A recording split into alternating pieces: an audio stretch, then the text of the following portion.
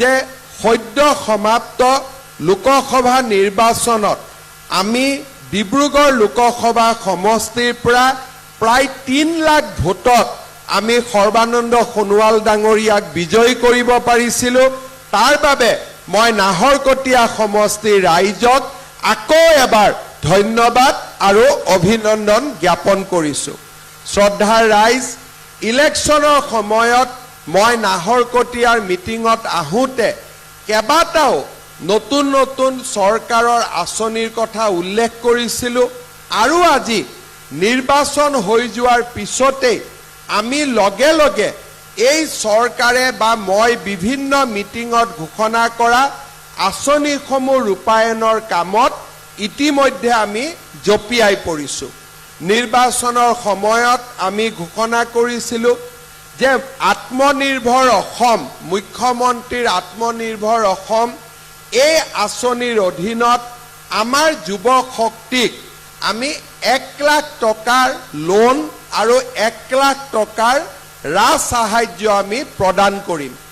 এই আঁচনিখনৰ অধীনত ইলেকশ্যন হৈ যোৱাৰ লগে লগে আমি ল'ৰা ছোৱালীবিলাকৰ ইণ্টাৰভিউ লোৱা আৰম্ভ কৰিছোঁ আৰু ছেপ্টেম্বৰ মাহত আমি 30,000 যুৱক যুৱতীক 1 লাখ টকাকৈ ৰাজ সাহায্য প্ৰদানৰ বাবে আমি তীব্ৰ গতিত আগুৱাই গৈছোঁ।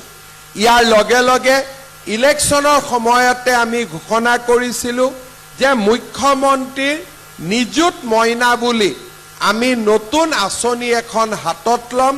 সেই আঁচনিখনৰ অধীনত আমাৰ যিমান ছোৱালী এইবাৰ কলেজত এডমিশ্যন ল'ব তেওঁলোকক আমি 10,000, 12,500 আৰু 25,000 টকা বছৰি আমি তেওঁলোকক বৃত্তি হিচাপে আগবঢ়াম।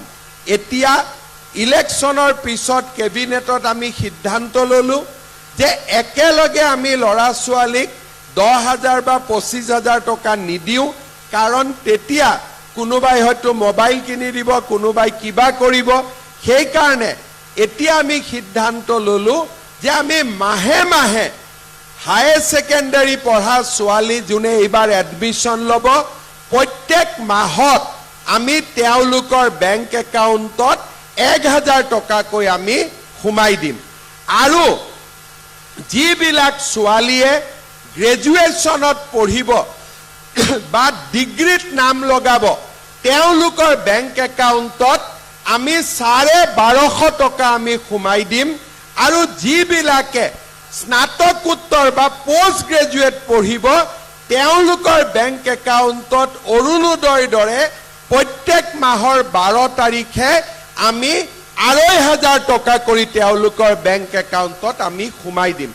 অৰ্থাৎ এতিয়া মাক দেউতাকে ছোৱালীৰ পঢ়াৰ বাবে আগত যি নিজৰ পকেটৰ পৰা খৰচ কৰিব লাগিছিল এতিয়া তেওঁলোকে খৰচ কৰিব নালাগে।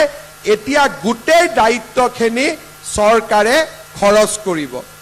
আমি ইলেকশ্যনত ঘোষণা কৰা অনুসৰি যিবিলাক মহিলা বা আই মাতৃয়ে এতিয়াও অৰুণোদয় আঁচনি পোৱা নাই তেওঁলোককো আমি কেনেকৈ অৰুণোদয় দিব পাৰোঁ তাৰ বিষয়েও আমি আলাপ আলোচনা আৰম্ভ কৰিছোঁ।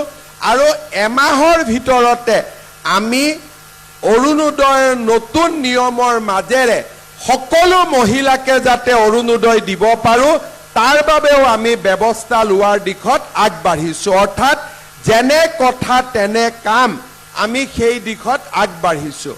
ইতিমধ্যে আমাৰ মুখ্যমন্ত্ৰীৰ যি আমাৰ উদ্যমিতা আঁচনি আছিল, লাখপতি বাইদেউৰ আঁচনি আছিল, তাৰো ফৰ্মবিলাক আমি স্কুটিনিৰ কাম আৰম্ভ কৰিছোঁ।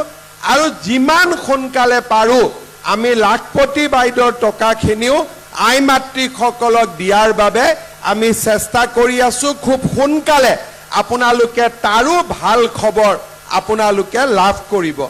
তাৰ লগে লগে আমাৰ মাইক্ৰ' ফাইনেন্স লোনৰ স্কিমত যিসকল মহিলাই 50,000 টকালৈকে লোন লৈছিল তেওঁলোককো অহা ছেপ্টেম্বৰ মাহত আমি তেওঁলোকৰ লোন বেংকত ঘূৰাই দি আমি NOC আমি মিটিং পাতি NOC দিয়াৰ কাম আমি হাতত ল'ম অৰ্থাৎ ইলেকশ্যনৰ সময়ত মই যিমানবিলাক কথা কৈছিলোঁ এই গোটেইবিলাক কথা আখৰে আখৰে পালন কৰাৰ বাবে আজি আমি আগবাঢ়িছোঁ আৰু গোটেইবিলাক কাম আমি কৰিম সেই দিশত আজি আমি আগবাঢ়িছোঁ মোদী ডাঙৰীয়া নতুনকৈ আকৌ প্ৰধানমন্ত্ৰী হ'ল মই যিমানখিনি মই কৰিম বুলি ভাবিছিলোঁ এতিয়া মোদী ডাঙৰীয়া যেতিয়া আৰু প্ৰধানমন্ত্ৰী হ'ল আমি অনাগত দিনত আমি অসমৰ ৰাইজৰ উন্নতিৰ বাবে আৰু বহুত নতুন আঁচনি আনিব পাৰিম তাকো মই বিশ্বাস কৰোঁ আপোনালোকে